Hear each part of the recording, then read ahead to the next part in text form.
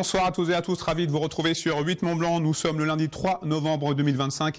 Il est 18h, c'est l'heure du journal préparé par la rédaction. Voici les titres de l'actualité ce soir. 31 personnes sont mortes sur les routes haut-savoyardes depuis le 1er janvier. Un chiffre inquiétant qui traduit une vraie hausse de la mortalité routière dans notre département. Une opération de prévention avait lieu à Annecy la semaine dernière. Et puis nous vous proposons de découvrir un sport où les athlètes vont très souvent au-delà de leurs limites. Ce samedi, une compétition de streetlifting a réuni 80 athlètes français. Nous y étions.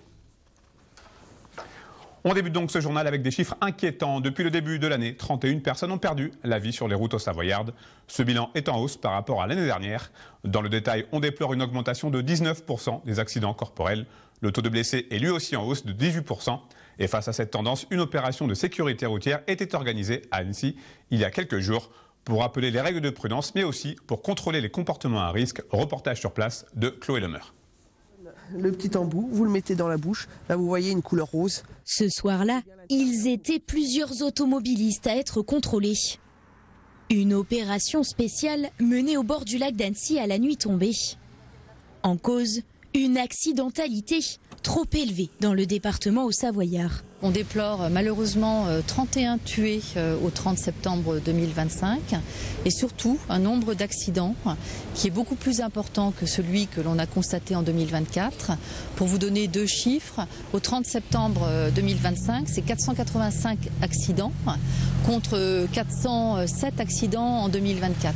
Alors ce soir, on est sur une opération de sécurité routière qui est en zone police, mais ces opérations de sécurité routière, elles se font également dans l'ensemble du département, en zone de police et de gendarmerie. Consommation de drogue ou d'alcool, usage du téléphone, vitesse excessive. Autant de comportements responsables de cette hausse des accidents. Des comportements vérifiés ce soir-là par les agents. Sans oublier l'état du véhicule, comme pour cet automobiliste. Là, le monsieur est en défaut de contrôle technique. Il a omis de faire son contrôle technique depuis juillet 2023. Donc il a été verbalisé pour ça, c'est une amende à 135 €, minorée à 90. Et là j'établis une fiche d'immobilisation, il a 7 jours pour faire le contrôle. Et ensuite il devra se rendre au commissariat avec le contrôle technique valide pour récupérer sa carte grise qu'on va conserver. Les gens oublient parce qu'il n'y a pas de rappel du centre technique ou d'un garage. Et du coup les 2 ans passent super vite et souvent ils oublient de faire leur contrôle. Sur une quarantaine de véhicules contrôlés, près de 11 procès-verbaux et 4 immobilisations ont été effectués. En moyenne, les forces de police et de gendarmerie réalisent plus de 300 opérations routières chaque année. Le conseil départemental de Haute-Savoie était réuni en séance publique ce lundi matin. Un rendez-vous incontournable et nécessaire pour débattre et voter le débat d'orientation budgétaire pour l'année 2026. Mais si le portefeuille de l'institution reste assez stable pour l'année à venir, l'un des points à retenir concerne la rupture de contrat de délégation de service public du tramway du Mont-Blanc. Plus de précisions avec ce reportage d'Emmanuel Jaude. Réuni en session plénière, le conseil départemental de Haute-Savoie avait pour mission ce lundi de voter le débat d'orientation budgétaire pour l'année 2026.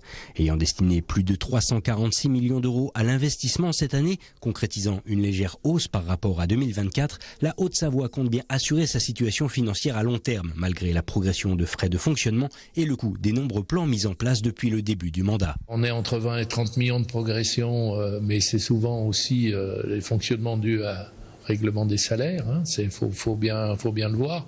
Après c'est contenu, on n'a pas pris de nouvelles compétences, donc les Français ou les Hauts-Savoyards ne comprendraient pas qu'on augmente le nombre de notre personnel ou autre, comme ça se passe dans certaines collectivités. Il y a un moment, quand on commence des travaux, il faut finir par les payer. Ce qui est à souligner également, c'est que malgré toutes ces dépenses et cette augmentation de la dette et tout ce qu'on peut faire, on est dans un taux d'endettement relativement bas par rapport à la moyenne. On ne va pas être à 3 l'année prochaine, que la moyenne est plutôt à 8 en France pour les départements. Une bonne santé financière qui s'adapte toutefois au fil des années avec l'évolution des marchés, à l'image du tramway du Mont-Blanc, dont la gestion, via une délégation de service public, est aujourd'hui remise en cause. Une rupture de contrat avec la compagnie en charge du TMB qui, selon le conseil départemental, était la seule issue, compte tenu de l'impossibilité pour le concessionnaire de réaliser les investissements obligatoires suite à la non-obtention des autorisations nécessaires. On a juste constaté que pour des motifs d'intérêt général, c'était plus possible de... Voilà. Et d'ailleurs, si j'avais signé ou proposé autre chose, proposé un avenant, probablement que l'avenant n'aurait pas passé l'étage du contrôle de légalité parce qu'on n'est plus conforme à la loi. Ensuite, maintenant que l'Assemblée a choisi, a pris cette décision, la Commission des finances va faire 2 scénarios, un en gestion directe, un en contrat de DSP avec les nouvelles règles. Et à ce moment-là, environ au mois de décembre, on prendra la décision de savoir si on conduit une DSP ou si on crée une régie comme au montant vert. À ce stade, aucune décision n'est prise. Une étude qui ne devrait pas porter préjudice à l'ouverture du tracé ferroviaire d'altitude pour la saison 2026. Pour autant, c'est bel et bien une page qui s'apprête à se tourner sur les pentes du Mont-Blanc, alors que de nombreux travaux restent encore à réaliser, notamment ceux du refuge du Nid d'Aigle, nouveau terminus de la ligne historique. En bref, c'est peut-être le bout du tunnel pour bon nombre d'agriculteurs touchés par la dermatose nodulaire contagieuse. Depuis le 1er novembre, les exportations de bovins dans un cadre sanitaire maîtrisé sont de nouveau autorisées. C'est Annie Genevard, la ministre de l'Agriculture, qui en a fait l'annonce. Cette décision intervient alors que la situation sanitaire tend à s'améliorer. Puisque depuis le 18 octobre dernier, aucun nouveau foyer de DNC n'a été déclaré en dehors des zones réglementées.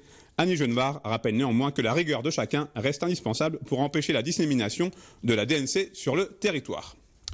Focus à présent sur une discipline encore méconnue du grand public mais qui attire de plus en plus d'adeptes, le streetlifting. Ce samedi à Épagny-Métessy, non loin de nos studios, la 2e édition de la 4Lift Competition a réuni 80 athlètes français. Une rencontre entre performance, bienveillance et passion, découverte de ce sport en plein essor avec ce reportage de Kezia Poudou.